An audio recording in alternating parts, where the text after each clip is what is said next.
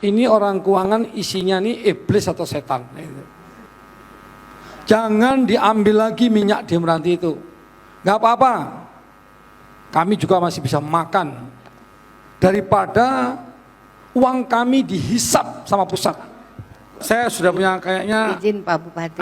Sebentar Bu, ini karena kami daerah miskin. Kalau kami kaya, kami biarkan aja. Mau ambil 10 triliun pun nggak apa-apa. Kami daerah miskin, daerah ekstrim. Jadi kalau daerah miskin ada minyak, Bapak Ibu ambil, uangnya entah dibawa kemana, pemerataan kemana. Seharusnya kami ini yang menjadi prioritas. Karena Pak Jokowi 2024 wajib 0%. Bagaimana kami mau membangun rumahnya, bagaimana kami mau mengangkat kemiskinan orang, nelayannya, petaninya, buruhnya. Bapak mau tahu, akibat pandemi COVID, warga Meranti nggak bisa pergi ke Malaysia. 41.000 penganggurannya. Kalau Bapak tak mau ngurus kami nih, pusat tidak mau mengurus Meranti, kasihkan kami ke negeri sebelah. Kan saya ngomong, atau Bapak tak paham juga omongan saya? Izin Pak Bupati. Atau begini Bu, bentar Bu, apa perlu Meranti ngangkat senjata?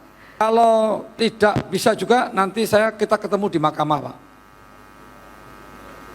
Itu Pak. Ya kita tunggulah, ada tidak nanti gugatan saya ke mahkamah, kita lihat. Izin Pak, saya enak mandeng Bapak di sini, aku tinggalkan di ruangan.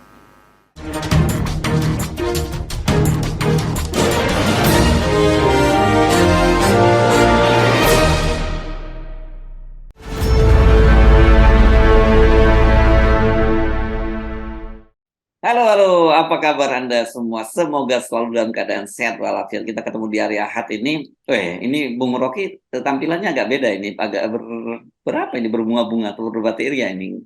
Wah, saya merapi-rapikan diri karena harus memberi ceramah di acara Maulidan di masyarakat Aceh, keluarga Tanjung. Ya, komunitas masyarakat Aceh mengundang saya untuk memberi ceramah dengan tema kepemimpinan Nabi Muhammad dan persoalan-persoalan sosial. Tentu saya ambil bagian ajaran sosial yang sebetulnya kita tahu tentang keadilan, tentang rezeki, tentang takwa. Saya pernah belajar soal-soal semacam itu dan saya anggap bahwa ini undangan yang sangat terhormat, karena itu saya harus penuhi. Dan itu sebabnya saya batal pergi ke Solo hari ini. Ya. Apa masyarakat Tembang Tanjung ini wilayah ini kalau nggak salah di Kabupaten Pidi ya, kalau di Aceh ya, masyarakatnya komunitas. Menarik juga tiba-tiba Anda masuk ke wilayah yang itu ya. Saya kira masyarakat Aceh percaya bahwa keadilan sosial itu berlaku pada negara, pada masyarakat, dan karena ini temanya Maulidan, maka diambillah semacam koneksi antara kepemimpinan Nabi, dan kita tahu itu sejarah kepemimpinan Nabi, dan kita mau kaitkan tentu dengan kelangkaan etika kepemimpinan hari-hari ini di sebuah negara. Dan saya minta maaf pada keluarga Pak Presiden karena saya tidak bisa hadiri perkawinan royal wedding dari putra beliau, Kaisang itu. Ini karena udah janjinya lebih duluan gitu aja. Ya, janji saya lebih dahulu dengan masyarakat Aceh. Iya. Oke, clear ya, jelas ya kenapa Bung Rocky tidak hadir. Dan memang hari ini mulai akan berlangsung ngunduh mantu ya. Kalau nikahnya sudah kemarin ya. Ya, sekarang ngunduh mantu, dan videonya kelihatannya sejak kemarin situasi pengamanan di Kota Solo juga udah sangat ketat ya. Itu ada video ini, ada menunjukkan warga ngirim video gambarnya pagar betis nih dari Loji Gandrung nih kan di Jalan Kramat Riyadi, terus menuju ke Puro Mangkunegaran. Bagi Anda yang familiar dengan Kota Solo kan memang itu hanya satu jalur, kemudian ke kiri terus sampai ke Puro Mangkunegaran. Ini videonya. Oke. Ya, kalau sebetulnya bukan ketat. Kalau ketat biasa aja tuh, karena memang mesti diperketat. Tapi tegangnya, efek dari ketatan itu adalah ketegangan. Orang menganggap bahwa ada semacam kecemasan akan ada terjadi sesuatu sehingga terlalu ketat itu. Dan bagian yang sosial dari sebuah perkawinan yang sifatnya royal itu juga justru hilang itu. tentu kita bisa bayangkan ada royal wedding di Britain, di Inggris itu, tapi tetap ada suasana nikmat karena nggak ada ketegangan di situ tuh. Jadi pesta Pak Jokowi bercampur. Memang itu masuk akal karena Pak Bamsud sendiri yang bilang bahwa politik memanas tuh.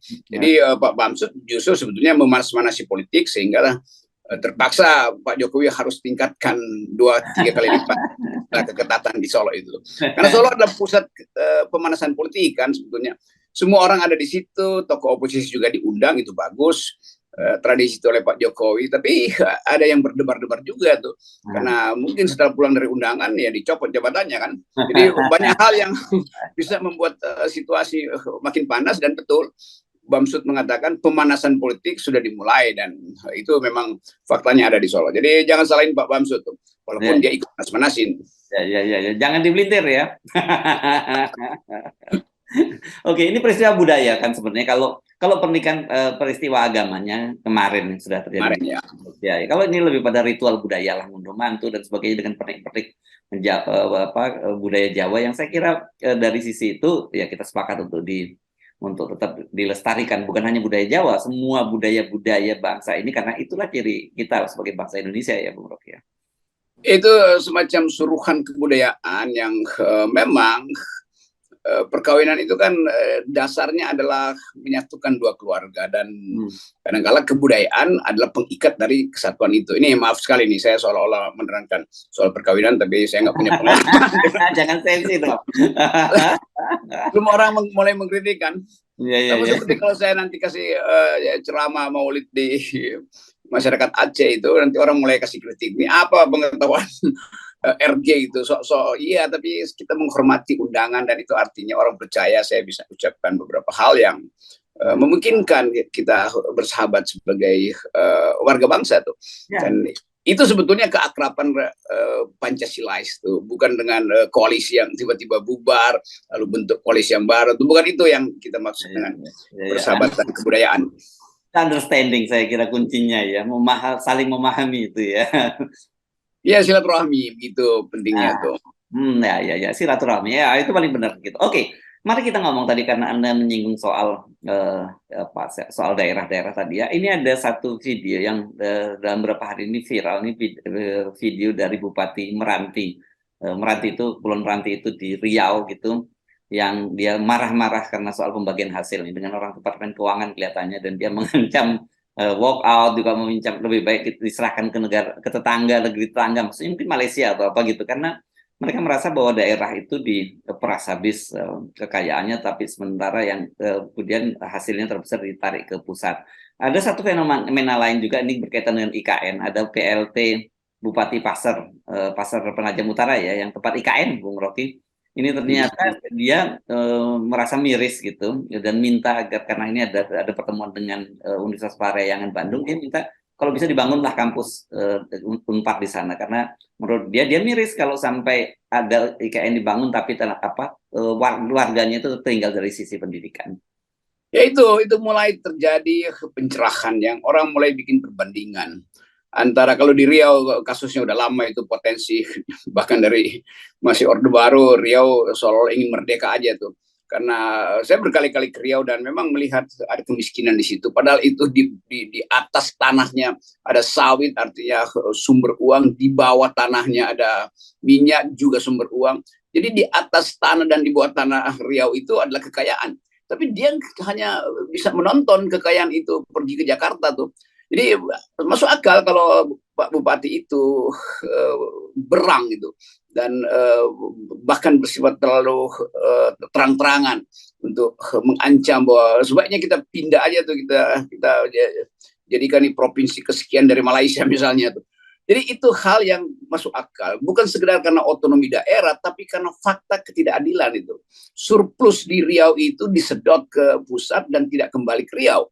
Kan itu menimbulkan kemarahan, dan kalau kemarahan politik nggak ada soal, gampang 5 tahun sekali diperbaiki. Ini kemarahan sosial, kemarahan ekonomi yang udah beranak pinak itu. Dan kita melihat bahwa pemerintah pusat tidak memperhatikan itu, karena ya banyak kepentingan politik yang menginginkan Riau itu jadi tempat kita menguras kekayaan aja tanpa mengembalikan. Demikian juga Bupati di Pasar Utara itu yang kemudian mulai berpikir bahwa seandainya IKN dibuat, itu artinya komposisi-komposisi kekuasaan di IKN itu tidak mungkin diduduki oleh masyarakat lokal karena kapasitasnya tidak ada. Kalau nggak ada universitas, artinya persaingan pengetahuan di situ akan dikalahkan oleh mereka yang datang dari luar Kalimantan. Kan itu intinya kan. Lalu terjadi ketegangan sosial lagi di situ tuh. Tetap IKN ini semacam alat untuk memecah belah bangsa sebetulnya. Kalau kita lihat dari perspektif Pak Bupati itu, dia mau bilang, iya ini artinya bangsa akan terbelah. Ada IKN yang mewah, tetapi isinya adalah teknokrat, birokrat, intelektual dari Jakarta. Sementara masyarakat Kalimantan Timur hanya bisa menonton. Jadi kita mulai membaca satu kesepakatan baru bahwa di antara daerah-daerah itu mulai ada semacam social unrest. Paling tidak ada isu yang mereka pahami bahwa mereka hanya dijadikan semacam showcase gitu. Ada ibu kota, di mana ibu kota itu? Di Kalimantan. Apakah Kalimantan akan tumbuh? Iya, akan tumbuh, tapi pertumbuhan itu tidak akan dinikmati oleh masyarakat Kalimantan karena daya serap masyarakat Kalimantan dan kapasitas untuk ikut di dalam pertumbuhan itu tidak ada tuh. Pasti konglomeratnya datang dari Jakarta walaupun udah lama bermukim di Kalimantan. Pasti teknokratnya juga dari Jakarta tuh. Jadi kesenjangan ekonomi dan sosial itu akan menimbulkan ketegangan etnis pada akhirnya tuh. Hal yang potensial terjadi di Kalimantan.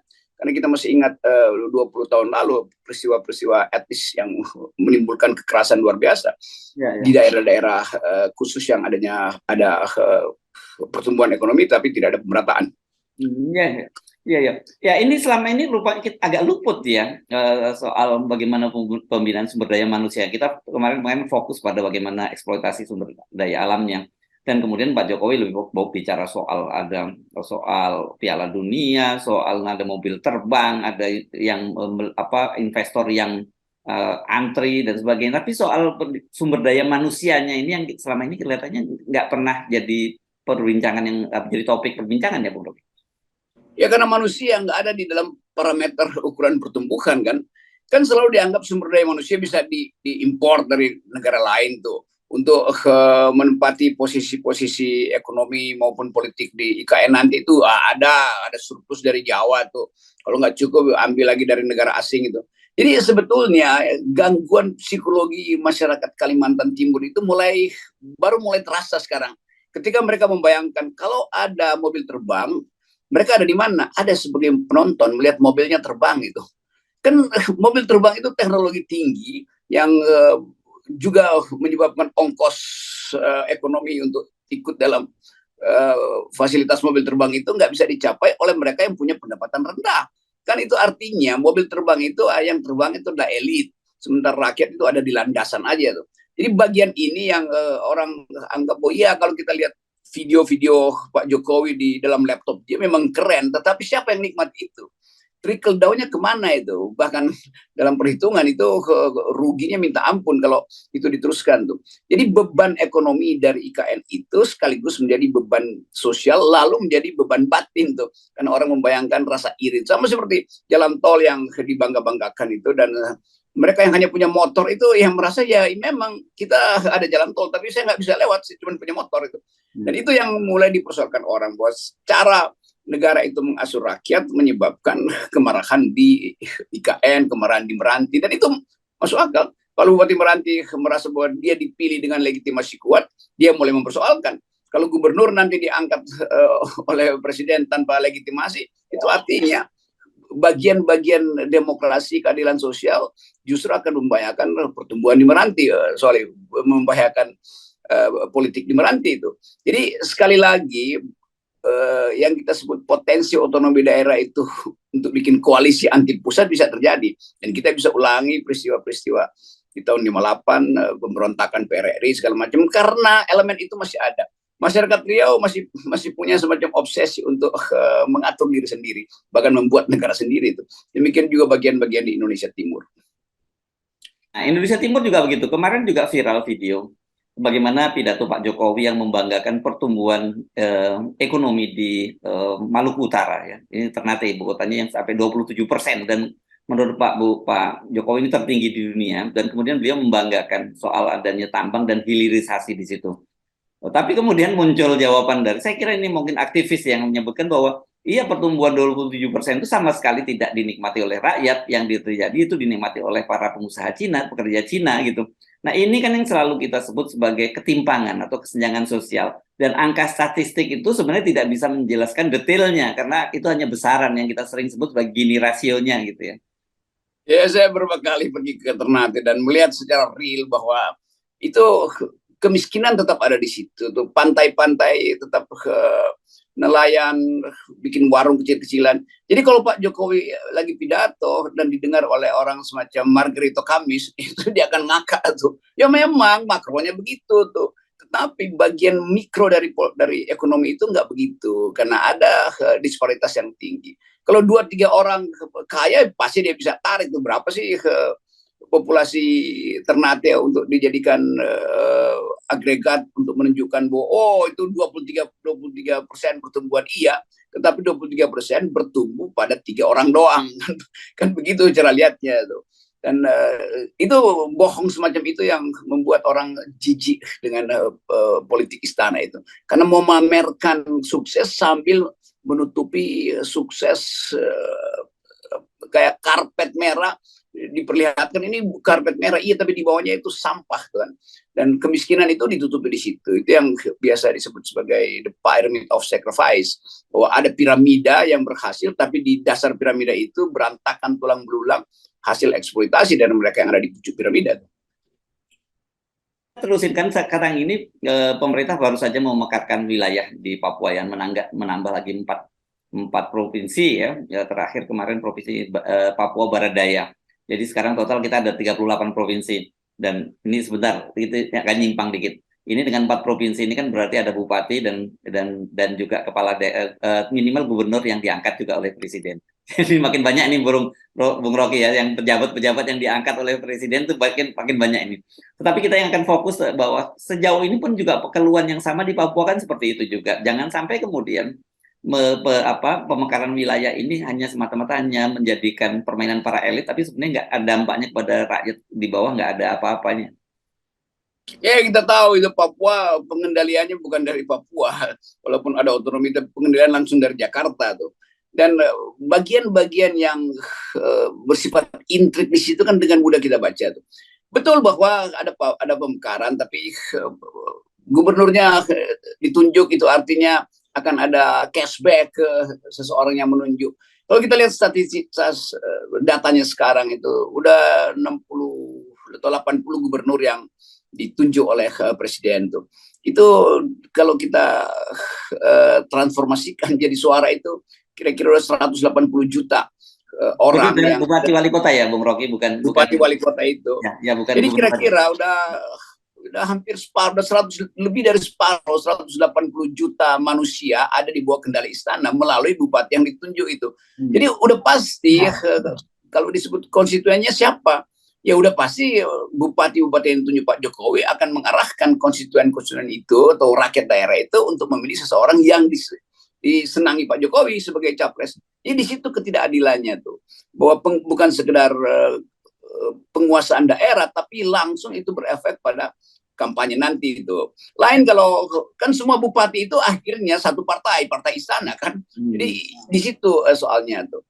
Dan itu berbahaya bagi demokrasi karena nggak ada legitimasi. Ya. Dan kita tidak bisa membayangkan ada seorang bupati seperti bupati di Kepulauan Meranti itu yang berani teriak seperti itu kalau dia di PLT kan, Bung. Ya, itu benar itu. Bayangkan semua bupati itu merasa bahwa kami diangkat oleh presiden, jadi kami nggak mungkin teriak pada Menteri Keuangan yang adalah bawaan presiden, bisa kami betul-betul dibatalin lagi tuh. Dan membatalkan artinya gaji bulanan dan insentif-insentifnya hilang gitu kan. Jadi itu penanda bagus dari Pak Bupati Meranti untuk lakukan semacam kritik aja kan, semacam ya itu sudah semi pemberontakan sebetulnya.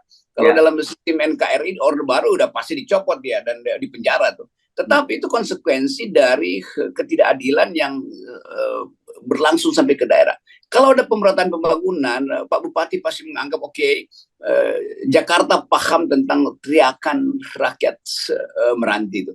Tapi bagi dia udahlah, to be or not to be, mau disepak ya mau di macam-macam. Walaupun Pak Bupati itu tentu sebagai tokoh politik berupaya untuk menaikkan elektabilitasnya tuh dengan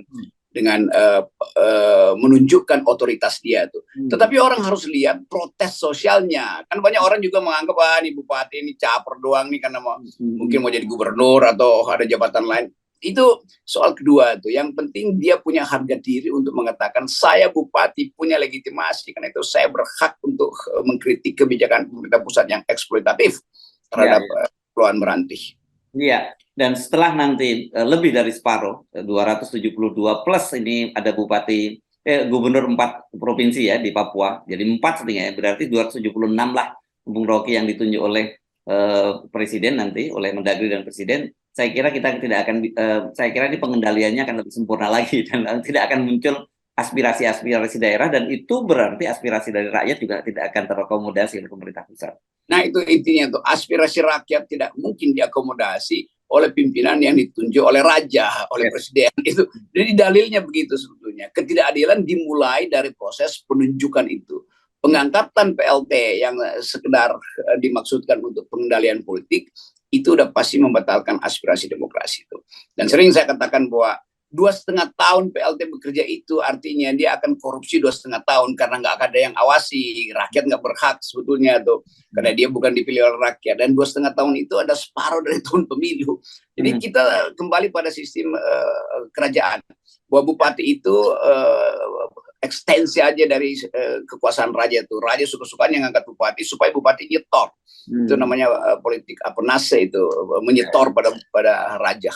Iya. Dan itu sudah terjadi di Jakarta ya. Sekarang ini masyarakat Betawi lagi marah besar nih kepada Gubernur PJ Gubernur Heru Budi karena sekdanya yang kebetulan orang Betawi dicopot begitu saja dan dipindah menjadi asisten gubernur. Ini luar biasa, ada seorang PJ seperti Heru Budi bisa seenaknya seperti itu melakukan dan mengambil berbagai kebijakan.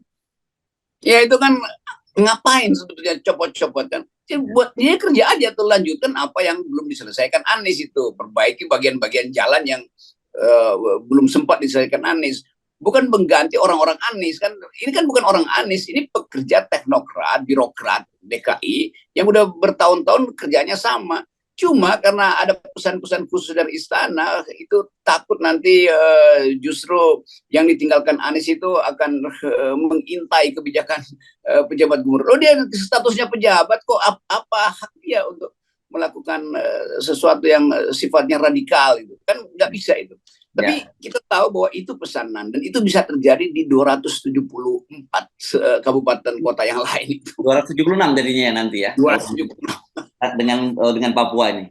Oke, jadi ini di daerah udah mulai ada tanda-tanda semacam perlawanan ini, tetapi tentu saja buat kita ini adalah harusnya jadi warning ya dari pemerintah pusat gitu, bahwa kebijakan yang bersifat top down seperti di masa lalu, pengendalian dari pusat itu harusnya sudah tidak lagi terjadi, apalagi kita sekarang yang disebut dengan otonomi daerah kan. Ya, jadi kembalikan hak daerah untuk mengatur diri sendiri dan jangan eksploitasi itu. Daerah menyumbang, dan sumbangan mereka itu betul-betul datang dari bumi rakyat dia sendiri itu. Jadi jangan enak-enak aja itu. Dan kalau kita lihat data misalnya selama kepemimpinan Pak Jokowi, jumlah presentasi hasil ekstraktif dari seluruh Indonesia itu yang balik ke negara cuma 8-9% itu. Selama Pak SBY masih ada 21-25%. Selama Pak Harto itu 33%. Jadi terlihat betul bahwa bagian yang kembali ke negara melalui APBD itu makin kecil porsinya.